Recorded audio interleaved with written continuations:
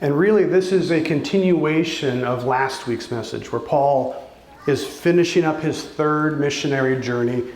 He's visiting churches, he's encouraging them, he's praying with people, he's checking on churches he's been a part of. He started in his last two other journeys before his third final journey.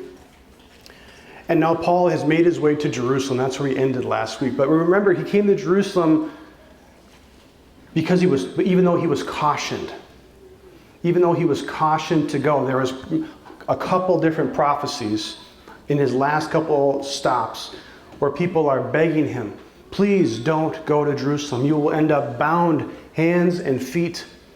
It will not end well for you, Paul. And Paul's response is, why are you breaking my heart?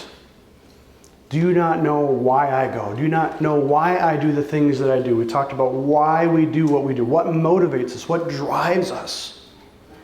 And Paul had this overwhelming trust, this overwhelming reliance upon, I know that Jesus has got me. That even though I know what's coming, I know the end is here, the beatings are going to continue, I will pursue Christ.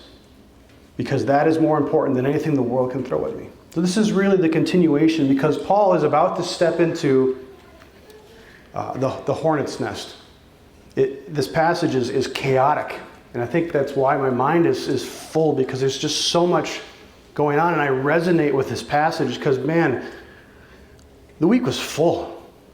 You guys have those weeks where you're just busy? And it just makes and I'm reading this passage that's also full.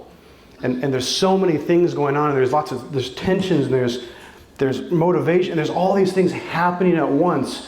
And Paul kind of steps into it, and he just kind of gets swept around and pushed around. But what I so love about Paul, and what I want to embody in this time together, is how Paul continues to be like, I will walk this way. I will go this way. That the things that happen to me, the things that affect me, that try to push me, that try to sway me off the course of pursuing Jesus, those are trivial. Remember we read last week, I consider the sufferings of this world not even worthy to compare to the glories of knowing Christ and the glories that are coming in Jesus. So pick up in verse 17. We're going to have to cover a bit of ground here. When we had come to Jerusalem, the brothers received us gladly. We're off to a good start. On the following day, Paul went with us, again, this is Luke writing, with us and the group of people, with us to James, the brother of Jesus, and the elders that were present. He is in Jerusalem. He's checking with the Jerusalem church. He's talking to James, the leader of this Jerusalem church. He's kind of one of the founders of the pillars of the original founding church. We got to go back, Acts 15. Remember that? Peter, James, Paul, kind of the three pillars of this. So here we're visiting James. And after greeting them, he related one by one the things that God has done among the Gentiles through his ministry. And when they heard it, they glorified God. Now we kind of have to stop there, because it's going to start to shift in the middle of verse 20. But this is, again, remember in Acts, time is compressed. We read Acts quickly, but really a lot has happened. It's been years since Paul has been back to Jerusalem. It's been a long time. Maybe he's written letters. We don't have those letters. We don't know. But Paul is saying, look at what God has done. Look at the amazing things that God has done in these churches, and these people, and in these Gentiles. Remember going back to Acts chapter 10, where Paul has the vision of the meat coming down, and God says, do not call unclean what I have called clean. And Paul begins to spread his ministry not just to the Jews, but also to the Gentiles. In many ways, this is really the beginning of the end for Paul. This is like the beginning of the end of Acts, even though we have 6 chapters to go. Because Paul's ministry, all that we've been reading about so far, is kind of coming to a point here where it's kind of come crashing into Paul, all the things that have happened. Paul is looking at it and saying, glorifying God. This is the amazing things that he has done. The amazing things that Paul, if you think about it, he was stoned and got back up and walked back into that town. He has been beaten and persecuted many times. He's been in jail, and the jail doors have, through an earthquake, have opened. These incredible things. You can imagine Luke, who's narrating, who's writing this story, also hearing about Philip, who baptizes someone and then is swept away in the Spirit to a different country. The outstanding and amazing things that God has done in the book of Acts. And Paul comes, and that's the first thing he wants. He meets these elders. Let me share with you what God has done.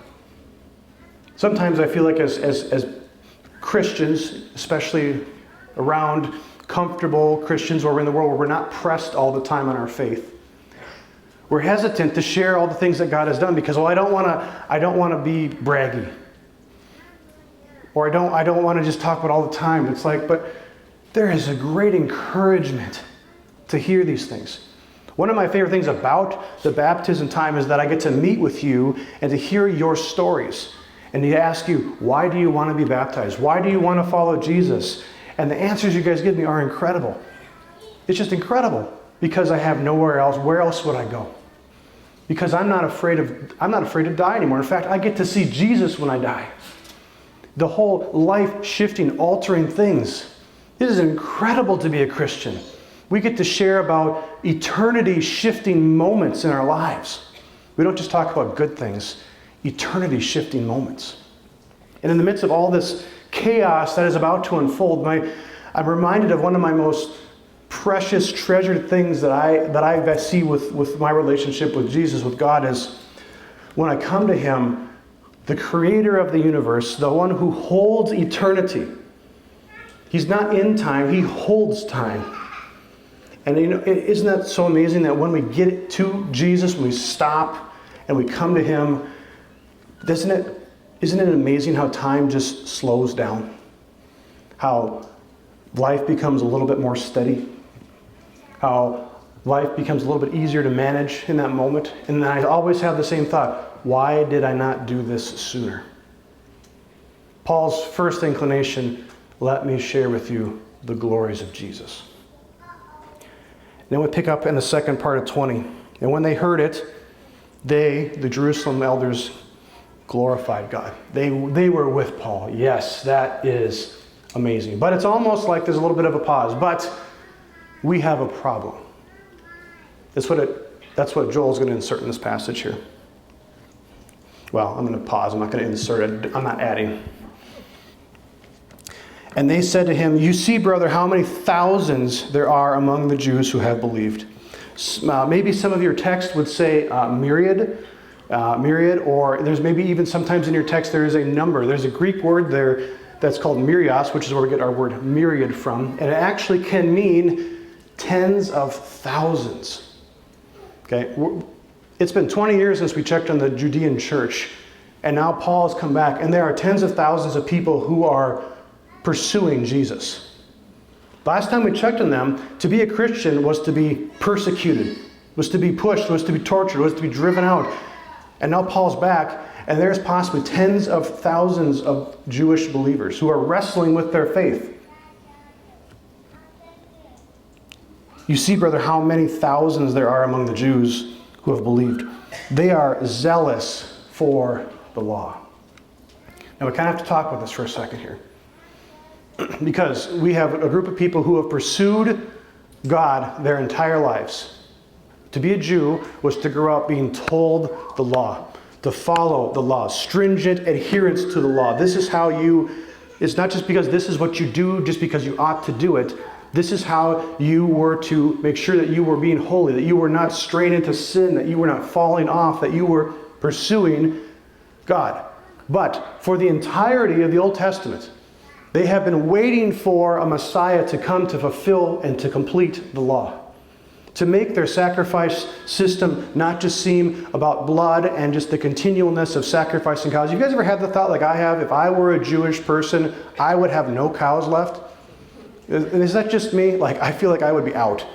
But they continually look for a Messiah, to look for the true sacrifice that's coming, and to all of a sudden have your entire life's religious practice made perfect sense because it now has been completed.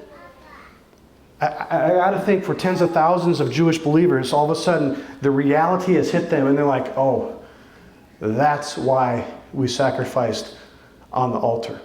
That's why we spilt the blood. That's why we broke the body. That's why, because we can't keep the covenant as much as we've tried to keep the covenant. We can't do it because we all have sin. We all have that problem. And God says, but let me send the perfect sacrifice. It's me. I will die a death that Jesus doesn't deserve, and I will spill my blood for you even though we don't deserve it, and I will break my body when your body should be broken. All of a sudden, the sacrificial system has a lot more depth, a lot more meaning, right? And these Jewish believers are zealous for the law. It's not just the law anymore. It is about, I want to follow Jesus in this law. I want to find this law. I want to see it completed. I want to see Jesus as the completion, the fulfillment, the new covenant. That's what Jesus says. This is the new covenant in my blood. Do this in remembrance of me. And Paul comes in, and the Jews are mad. They are seething. They are gnashing their teeth at Paul, because there have been rumors being spread in Jerusalem. And this is what they go on to say in 21. They have been told that you teach that all of the Jews who are among the Gentiles to forsake Moses, telling their children, don't circumcise their children, don't walk according to the Jewish customs. Do you remember Paul's opponents? From way back in the first missionary journey, Paul's opponents have been pushed by Paul, because Paul's saying, no, you don't have to do this and this and this, and then you can be saved. There's no this, and then you find salvation. There's no circumcision, then salvation. Paul's saying there is grace. That's how we get to salvation. And his opponents are upset, so they're saying, no, you can't just say that, Paul. And so if you read and you're following along on all of his journeys, Paul's opponents, he must have really did a number on them, because they follow him around. They travel miles to spread rumors and to oppose Paul in the cities where he's trying to preach. And Paul is getting back to Jerusalem, and he's finding out that there have been a number of rumors for a long time. It's like when there's something that has been set adrift, and then no one's there to counteract it, and that has been allowed to boil. It's been allowed to turn over again and again and again and again, and to just insulate itself. And this is what's going on again. And now they're hearing that Paul's coming back, and go, that guy? That's the Paul? The one who says we're not supposed to follow Moses? That's the 5 books of the first, that's the Torah. That's Genesis, Exodus, Leviticus, Numbers, Deuteronomy. We're supposed to forsake him? We're not supposed to circumcise our children? We're not supposed to do the customs that we've been raised in? But we've seen how Jesus fulfills them. His opponents have stirred them up. They have slandered Paul. They have spread the false rumors around, and Paul is here, and he has walked into the hornet's nest, the powder keg, and he's found out he is public enemy number 1. Ooh, can you feel the tension? The chaos? Paul's like, whoa, wait a second. I just explained the glories of God, and James is like, yeah, but everyone here kind of hates you. That's kind of awkward, kind of tough. I've been wrestling all week. How does Paul even feel? His entire ministry, his message has been twisted. So I love what Paul says in 22. What is to be done? What is to be done? So I was thinking about this, like, how do I not relate this to the world? Like, the world is this way. I feel so often as we're walking around as Christians, sometimes it's, if you say something wrong, people are going to just jump down your throat. It's like, well, I don't want you to live in fear of that. I don't want you to live in fear of that, but I also don't want you to rehearse a line. And I don't want you just to think, well, hang on, let me pull this out of my pocket. Let me read to you that. No, I think one of the ways that Christians that we have a huge advantage of is because we can be authentic. And I think that's what Paul is doing, because Paul is a believing Jewish Christian. This is a man who in Philippians says, I am a Hebrew of Hebrews. I was circumcised on the 8th day. Paul was educated in the law. He was supposed to be a Pharisee. He was in the line to be the Pharisee of Pharisees. And Jesus interacts his life, and his whole life is turned around. But he isn't forsaken. He hasn't said, just forget about that stuff. No, he's saying, I have seen the completion. I have seen the fulfillment. I know that Jesus does. That he is the one that I have been looking and waiting for, who my ancestors have been waiting for. Paul is a Hebrew of Hebrews. He is the person who they should be looking up to the most. But his opponents have slandered him to such a degree that they hate him. They're not even willing to listen to Paul. So they're coming up with this idea, how can Paul live out a life? How can Paul do this? It's not a political move saying, well, if we do this and this and this, he might appear like he's being genuine. And therefore, if he appears like he's being genuine, then we could have a photo op and we could have him kissing a baby and then maybe we'll be okay. Like I sometimes feel like that was where my mind went right away, but have I been twisted by the political nature of the world and how the media works? Maybe. I think Paul is being genuine. I think he's being real. What shall I do? He's trusting in James. He's trusting in the elders. He's laying himself like, what do I need to do? How can I prove myself to these men? How can I prove that I'm not out to just twist everything? And they say, we have 4 men who are under a vow. And they're talking about a Nazirite vow. A Nazirite vow is a very solemn vow. Paul does one earlier in, I think it's chapter 17. He shaves his head. It's a big deal because he's cutting off his identity, and they use the hair to burn the sacrifice to Jesus. It's literally saying, I lay myself on the altar saying, God, let your will be done in me. He's being authentic. Take these men and purify yourself along with them and pay their expenses. Paul, go sponsor Nazarites. Go prove to go do your thing. These men we've saved them for you because we want you to demonstrate you're true. You're all in on this. He's not being fake authentic. He's not just putting what he wants to show some authenticity. He's really stepping past that into vulnerability, saying, I will lay myself out there. What do I need to do? Take these men, pay their expenses, sponsor them, that they may shave their head, that they will know that there's nothing in what they have been told about you, but that you yourself live in observance. Paul, do what you usually do. Honor Jesus through what you usually do. Continue on what you're going to do. Live truly, live really, live authentically. And I think sometimes as Christians, we're trying to think, how shall I act in public? How do I look the most Christian? It's connected to this other point. I don't want you just to wrestle through this. I want you to live authentically because you have deep affections for Jesus. I want to encourage you. Because you look at Paul and where his gaze was always fixed was on Jesus.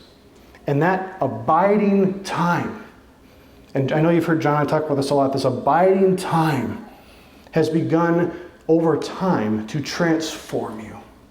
You've let Jesus change you because that's what he does.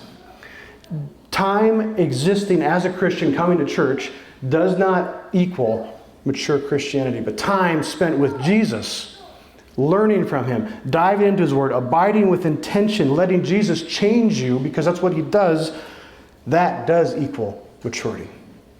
And that's what Paul has done. And that's the authenticity gift we have, the ability to lay ourselves out there. This is who I am. I have deep affections, as Paul has deep affections for Jesus, and you're not going to push me off this. This is why you look at these people of history who are followed Jesus and have been like, I'm going to die for him, and they have no qualms because they're like, I know that what I have in Jesus, in me, has changed me in a way that nothing in this world can compare.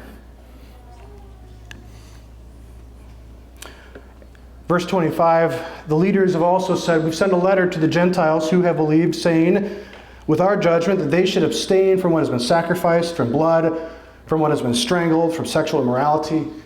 This is James saying, we're not just copping out. We're not just trying to say, Paul, you have to defend yourself from all these people who are throwing rocks at you. We're also saying we're being true to the Gentiles as well. We're not just coming down, we're coming down like this is where we need to be. This is the future of where we're going.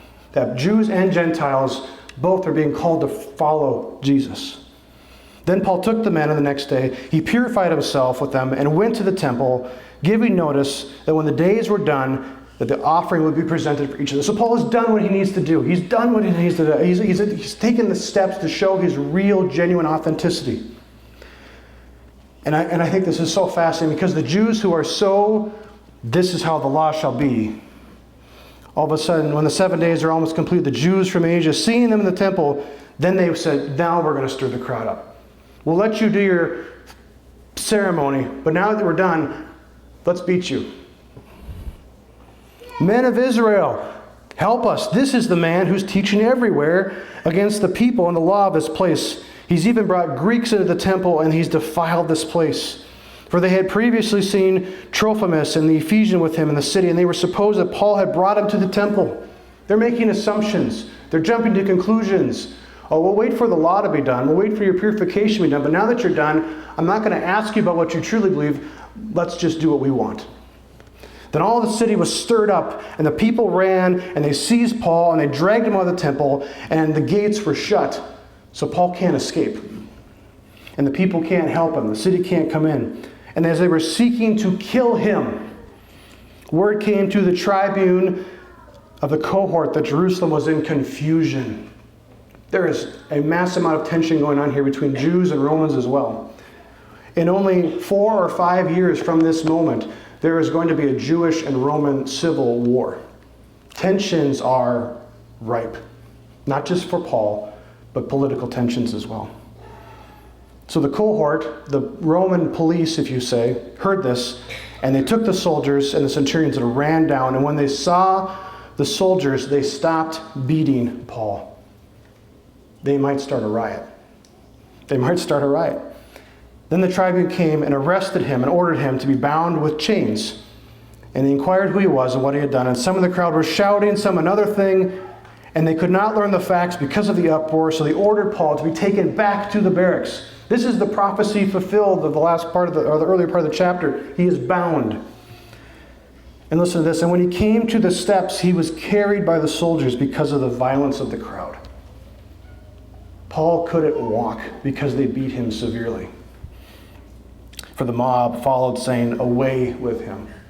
Away with him." I wonder, I just in my mind, I wonder if Paul is, I'm sure he's in agony, I'm sure he's in pain. But I almost wonder, because of Paul's deep love of Jesus, if he's not thinking, is this like when they whipped him and put the cross on his back? And he's not trying to say, "Oh, Lord, just look at me, I'm suffering like you, Jesus." But he's saying, if you can do it, I can do it. His gaze doesn't shift from Jesus. I will endure what the world has thrown because I will do what is necessary to spread the gospel. I will do what I must because, not because Paul's so tough man, but because he sees in all of this thing, nothing compares. There is no suffering in this world that compares to the deep affections that is stirred in Paul for the glories in the kingdom of Jesus. Nothing compares. You can't even walk. And Paul's not thinking, well, maybe now is a good time to recant. Nothing. This is the beginning of Paul's long journey to Rome. He gets back to Rome, but not in the way he thought. We still have ways to go, but here we have Paul being carried before him and laid before these men. So as the next chapters unfold, we shall see where Paul goes and what happens to him. But continue to remember what drives Paul, what motivates him, what stirs up his heart is not his dependence on I must do what I must do, I must do, I must do, but what I want to follow. And if Jesus can go before me and endure this thing, how can I not but endure the same thing, or even greater? Because he is greater, because he is better, because he is truer.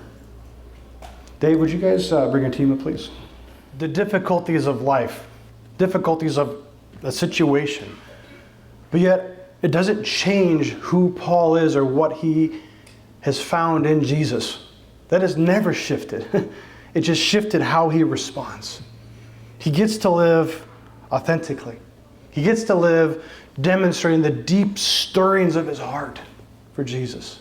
Because nothing can sway him, nothing can change him.